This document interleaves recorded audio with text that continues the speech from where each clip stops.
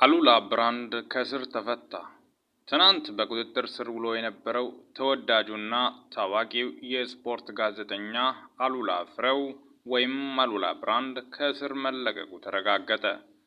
ጋዜጠኛ አሉላ ፍሬው ከእስር ከተፈታ በኋላ ባስተላለፈው አጭር የቪዲዮ መልእክት ደህንነቱ በጥሩ ሁኔታ ላይ እንደሚገኝና ሙሉ ጤንነት ላይ እንደሆነ ገልጸዋል።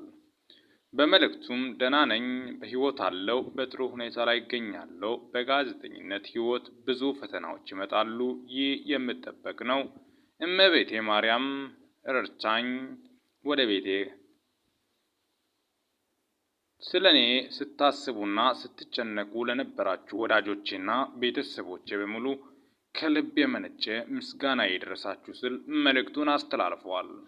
እንዲሁም ከጎኑ ለቆሙ ለአበረታቱና ከጎኑ ለነበሩት ወዳጆች ሁሉ ፍቅሩንና ምስጋናውን ገልጸዋል።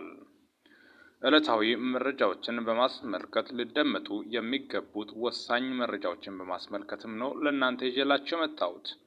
ሚኪ ነኝ ከሚኪ ታቦር ኢንፎ። ለዚህ ቁም ነገር አዘል ቻናል አዲስ ከሆናችሁ ሳብስክራይብ በማድረግ ወቅታዊና አጫጭር መረጃ ያገኙ። ለሰዓታት ካሉኝ አጫጭር መረጃዎች ይመስላሉ። በወቅታዊና አጫጭር መረጃ እስከምንገናኝ ድረስ በያላችሁበት ዓለም ክፍል ሰላም ያቆያችሁ።